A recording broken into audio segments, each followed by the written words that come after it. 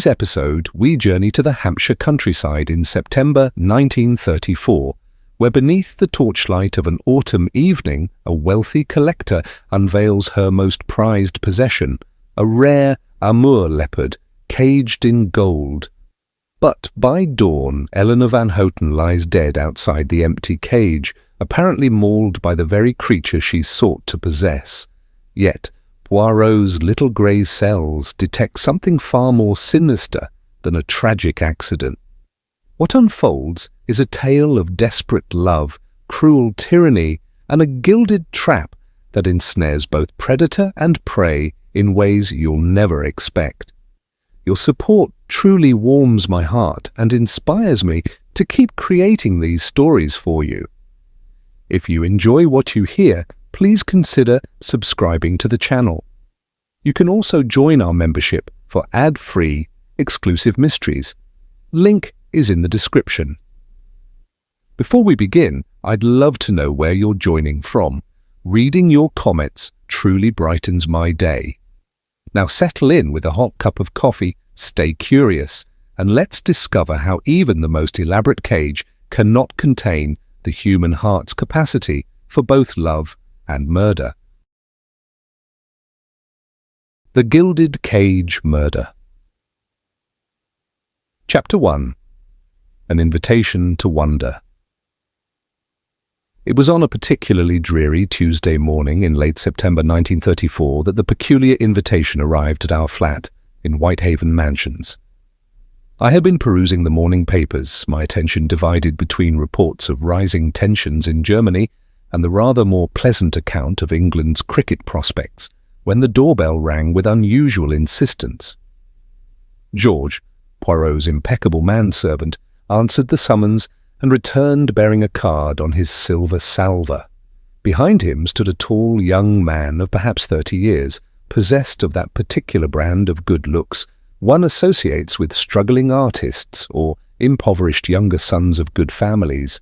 His dark hair was carefully brilliantined, his bearing erect, yet I noticed, with that attention to detail Poirot had been attempting to instill in me for years, that his cuffs, though clean, showed the telltale signs of frequent mending.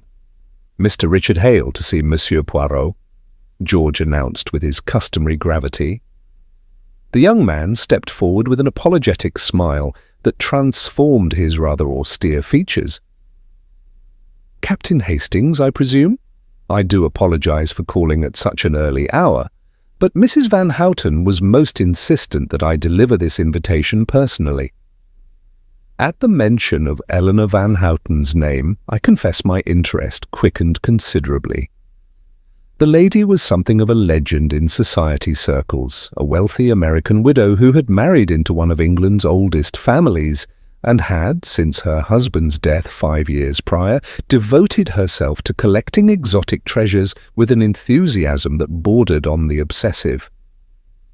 The newspapers delighted in chronicling her latest acquisitions. Ming vases purchased at astronomical prices, Egyptian artifacts of dubious provenance, and most recently, living creatures so rare that zoological societies worldwide envied her private menagerie.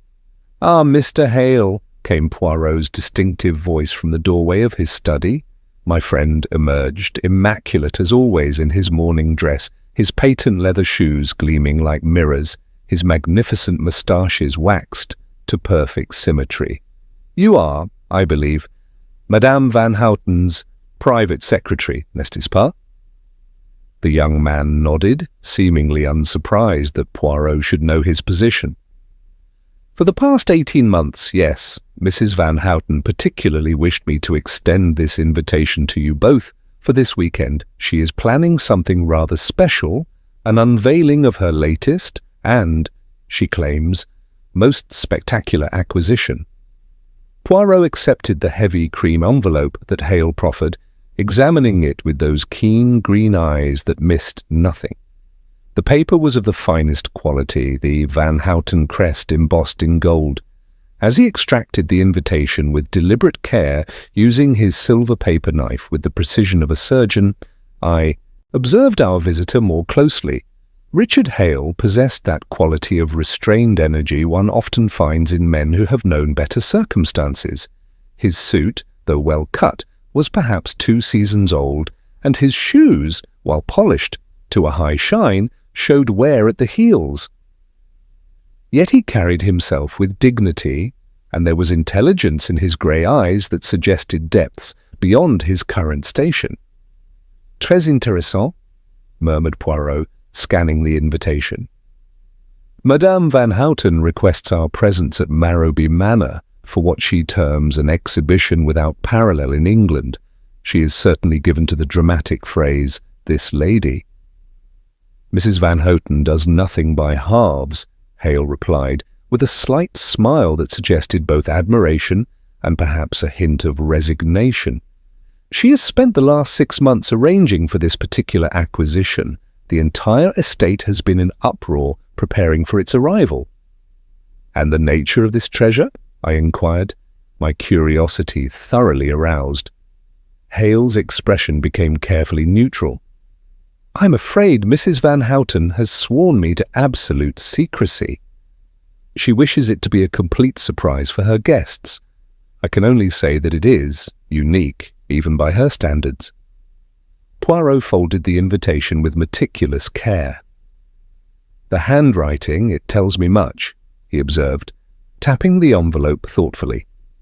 "This is a woman of strong will, of determination, but also, how do you say, of one who must possess absolutely what she desires. The pressure of the pen, the formation of the letters, they speak of one who does not accept the word no with grace." A flicker of something, was it recognition, crossed Hale's features, but he merely nodded. "You are remarkably perceptive, Monsieur Poirot. Mrs. Van Houten is indeed a woman of considerable determination." "We shall be delighted to attend," Poirot declared, though I noticed he had not consulted me on the matter.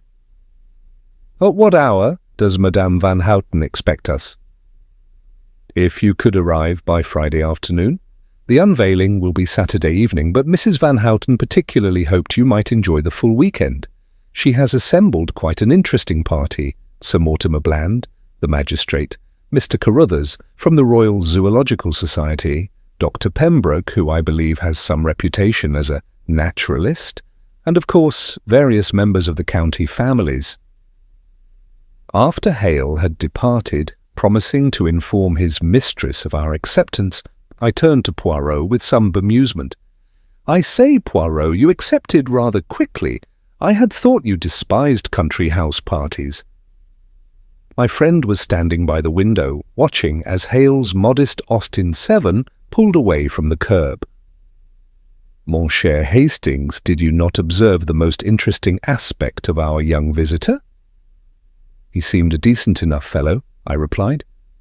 "Bit down on his luck, perhaps, but well-mannered." "Précisément. A young man of good family, bearing the accent, they tell us this, reduced to serving as secretary to a wealthy woman, and yet notice how he speaks of his employer, with respect, but also with something else, a man who knows secrets, perhaps, a man who sees much but must say little. Surely you're not suggesting anything improper?" Poirot turned from the window, his eyes twinkling with that particular light I had learned to recognize over our years of friendship. "I suggest nothing, my friend. But when a woman of Eleanor Van Houten's temperament invites Hercule Poirot to witness her greatest triumph, one must ask oneself, why? She does not know me personally. We have never met. Yet she sends her secretary with a personal invitation. C'est curieux, is it not? The journey to Marrowby Manor that Friday proved pleasant enough, the Hampshire countryside resplendent in its autumn colours. As our hired car turned through the imposing gates of the estate, I caught my first glimpse of the Van Houten domain, a Georgian manor house of honey-coloured stone, its windows catching the afternoon sun like sheets of gold. But it was not the house that captured my immediate attention. There, on the great lawn that swept down from the eastern terrace, stood a structure that seemed to belong more to a tale from the Arabian Nights than to the English countryside. It was a cage, but what a cage! Enormous, perhaps 30 feet square and 20 feet high, its bars apparently covered in gold leaf that glinted in the sunlight. Heavy canvas draped the entire structure, concealing whatever lay within. "Nom d'un nom," exclaimed Poirot softly. "Madame Van Houten, she does indeed do nothing by halves." As we drew nearer, I could see workmen making final adjustments to what appeared to be an elaborate lighting system surrounding the cage. Others were laying paths of red carpet from the house to the structure. Whatever Eleanor Van Houten intended to unveil, she clearly meant to do so with maximum theatrical effect. Our car pulled up before the main entrance, where Richard Hale stood, waiting to greet us, and I found myself wondering what manner of creature could possibly warrant such an elaborate and golden prison. The weekend, I reflected, promised to be far from ordinary. Chapter 2. The Gathering of Treasures. The afternoon following our arrival at Marrowby Manor afforded me ample opportunity to observe the curious dynamics of Mrs. Van Houten's household.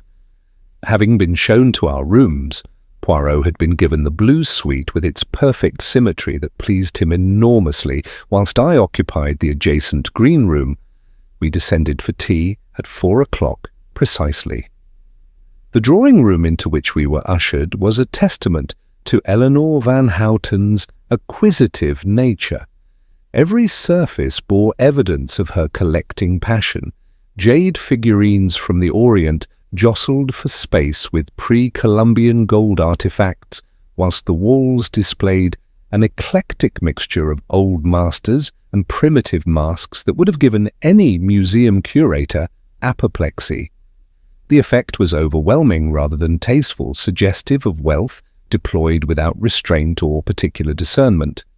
Our hostess presided over the tea service from a throne-like chair of carved ebony that seemed to have originated in some Bavarian castle.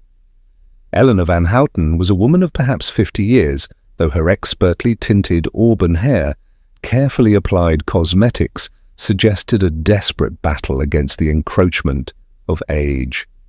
Her face bore the sharp, predatory features of one accustomed to getting precisely what she wanted, and her pale blue eyes held a calculating gleam that reminded me uncomfortably of a cat observing a mouse. "Monsieur Poirot?" she exclaimed, extending a hand heavy with rings. "How absolutely delightful that you could accept my invitation.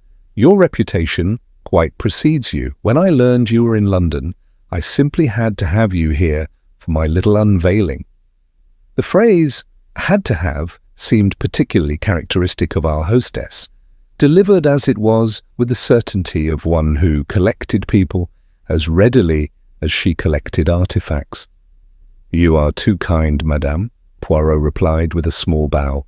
"Your invitation, it intrigued me greatly. Such mystery, such anticipation you create. Mystery is the spice of life, don't you think?" Mrs. Van Houten's laugh had a brittle quality, like crystal on the verge of shattering. "But where are my manners? Allow me to introduce the members of my household." She gestured imperiously toward a young woman seated by the window, who had been so still and quiet that I had initially overlooked her presence entirely. As she rose and approached, I found myself quite struck by her appearance.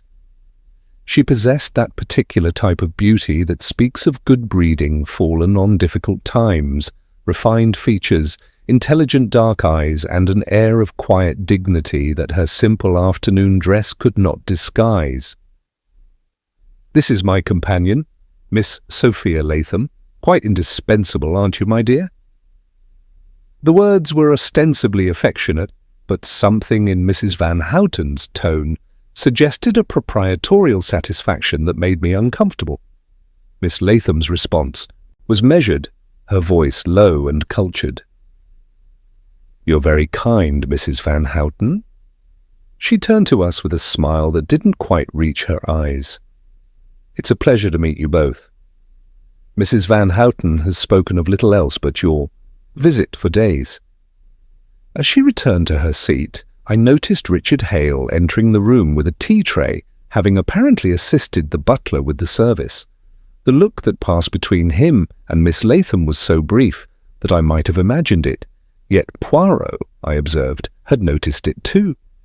His eyes, those penetrating green eyes that missed nothing, followed the young secretary as he set down the tray with practised efficiency.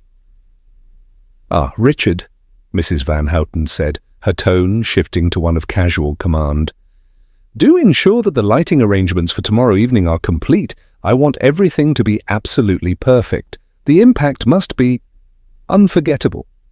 "Of course, Mrs. Van Houten. The electricians assure me everything will be ready." "It had better be. I'm paying them enough." She turned back to us with that brittle smile. "One cannot trust these local workmen, you know. They require constant supervision. Sophia, pour the tea, would you? And do try not to spill it this time." The casual cruelty of the remark was delivered with such practised ease that it was clear this was a common occurrence. Miss Latham's cheeks coloured slightly, but she performed her duty with steady hands. As she passed me my cup, I noticed a faint mark on her wrist, a scratch perhaps, partially hidden by her sleeve. "You have assembled quite a party for tomorrow's unveiling," Poirot observed, accepting his tea with a gracious nod to Miss Latham. "Oh yes, quite the gathering," Mrs. Van Houten replied with satisfaction. "Sir Mortimer Bland will be joining us this evening. Such a tedious man, but one must invite the local magistrate to these affairs. Mr. Carruthers from the Royal Zoological Society arrived this morning. He's quite beside himself with curiosity about my latest acquisition. And Dr. Pembroke, who claims to be something of an expert on exotic fauna, though between you and me, I suspect he simply enjoys the free champagne." As she spoke, I found myself studying the interactions between the three younger people in the room. Richard Hale had positioned himself near the fireplace, ostensibly reviewing some papers, but his attention frequently strayed to where Miss Latham sat. She, for her part, seemed determined to focus entirely on her needlework, though I noticed her fingers trembled slightly whenever Mrs. Van Houten addressed her directly. "Tell me, Miss Latham," I ventured, hoping to ease the young woman's obvious discomfort. "Have you been with Mrs. Van Houten long?" 2 years this November," she replied, looking up with what seemed like gratitude for the distraction. "Mrs. Van Houten was kind enough to take me on after my circumstances changed."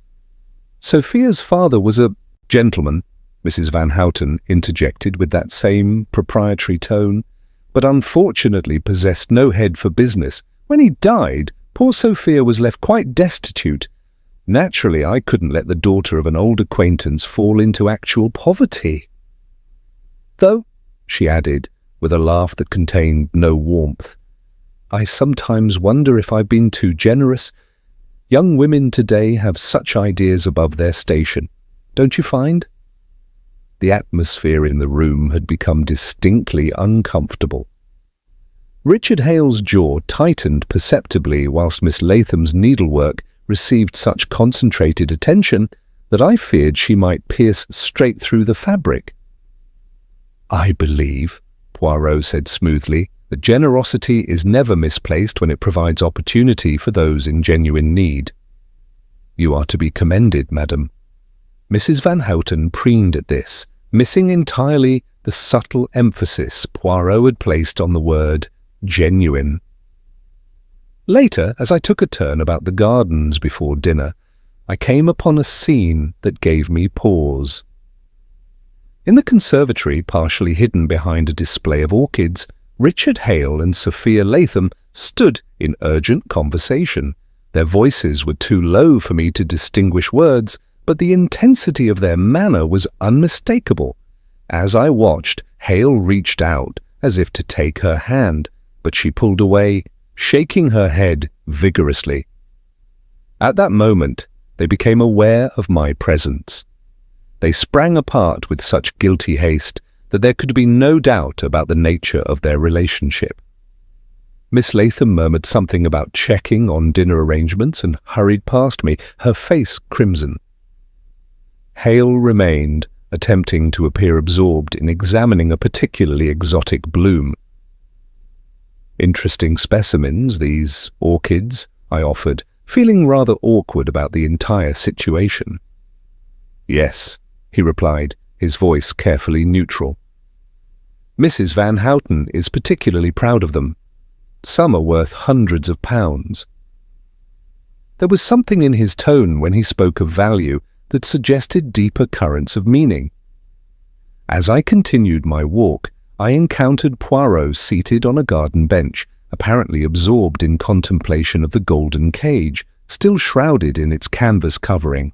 The evening sun caught the gilt bars that were visible beneath the draping, creating an effect both beautiful and somehow sinister. "What do you make of our fellow guests, Hastings?" he asked, without turning. "Rather a rum lot," I replied, taking a seat beside him. "That poor Miss Latham seems to have a thin time of it.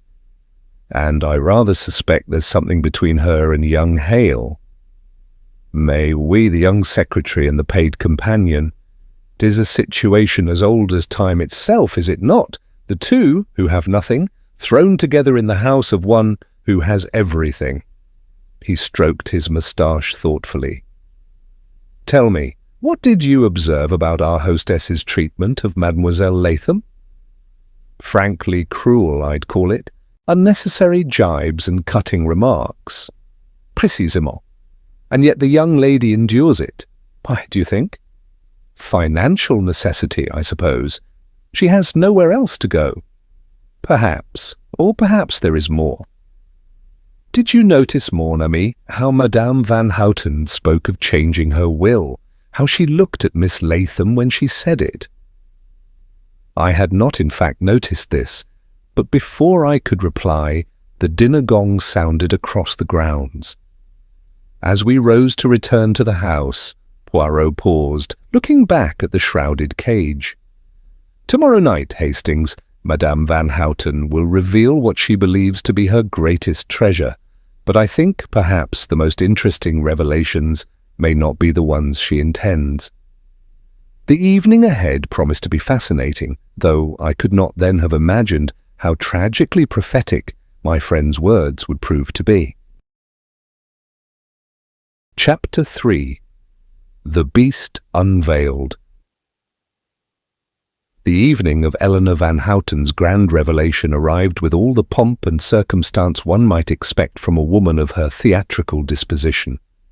The day had been spent in elaborate preparation, with servants scurrying about like ants before a storm, arranging flowers, polishing silver, and transforming the already opulent manor into something resembling a royal palace prepared for state occasion. I had spent the morning in the library with Poirot, who seemed more interested in examining Mrs. Van Houten's collection of antique manuscripts than in the excitement pervading the household. His attention was particularly drawn to a series of account books dating back several decades, though when I inquired about his interest, he merely murmured something about the patterns of acquisition revealing the nature of the acquirer. By 7 o'clock, the guests had assembled in the drawing-room, now augmented by those who had arrived specifically for the evening's entertainment. Sir Mortimer Bland, the local magistrate, proved to be a florid gentleman of 60, with the bearing of one who had spent too many years passing judgment on his fellow men. Mr. Carruthers from the Royal Zoological Society was a slight, nervous individual who could not seem to keep his hands still, whilst Dr. Pembroke fulfilled Mrs. Van Houten's assessment by helping himself liberally to the champagne whilst expounding on his experiences in India. Our hostess had outdone herself in matters of personal presentation. She descended the grand staircase in a gown of midnight blue silk that must have cost a small fortune, her throat and wrists ablaze with diamonds that caught the light with every movement. The effect was magnificent, if somewhat overpowering, rather like observing a fireworks display at uncomfortably close quarters. "My dear friends," she announced, her voice carrying that particular quality of forced gaiety that suggested careful rehearsal, "tonight you shall witness something that no private collector in England, indeed in Europe, can boast. What I am about to show you represents not merely acquisition, but conquest, the triumph of determination over impossibility." Miss Latham stood near the French windows, dressed in a simple evening gown of pale green that, despite its modest cut, somehow emphasized her natural grace. I noticed Richard Hale's eyes frequently straying in her direction, though he maintained his position by the door, ostensibly ensuring that all arrangements were proceeding smoothly. "Before we venture outside," Mrs. Van Houten continued, "I must impress upon you the extraordinary nature of what you are about to see. Mr. Carruthers, perhaps you would care to explain the significance?" The zoologist cleared his throat nervously. "Well, yes. The creature Mrs. Van Houten has acquired is quite simply one of the rarest animals on our planet. Fewer than 50 are believed to exist in the wild, and perhaps a dozen in captivity worldwide. The acquisition of such a specimen by a private collector is unprecedented." "Unprecedented," Mrs. Van Houten repeated with satisfaction, savouring the word like fine wine. "I do so enjoy being unprecedented." As she led us through the French windows onto the terrace, I observed Poirot watching our hostess with that particular intensity that suggested his little grey cells were actively engaged. The illuminated gardens stretched before us, and there, at their centre, stood the Golden Cage, still shrouded, but now surrounded by blazing torches that created an almost pagan atmosphere of ceremony. "Richard," Mrs. Van Houten commanded, "ensure that everyone has champagne. This moment demands a toast." As Hale supervised the servants distributing glasses, I noticed an interesting detail. His familiarity with the cage's mechanisms was evident as he checked various locks and fastenings with practiced ease. When Mrs. Van Houten observed this, her expression tightened momentarily. "You seem quite expert with my cage, Richard," she observed, her tone deceptively light. "You instructed me to oversee every detail of its construction, Mrs. Van Houten," he replied evenly. "I merely wished to ensure everything was secure for your presentation." "How conscientious of you, though I sometimes wonder if you take rather too much interest in my possessions." Her gaze flickered meaningfully toward Miss Latham as she spoke, and I saw the young woman's gloved hands clench involuntarily. The gathering had now assembled in a semicircle before the cage, the torchlight casting dramatic shadows across expectant faces. Mrs. Van Houten stood before us like a high priestess about to perform some ancient ritual. "Ladies and gentlemen," she proclaimed, "I present to you the crown jewel of my collection, a living treasure worth more than most men will earn in a lifetime. Behold, the Amur leopard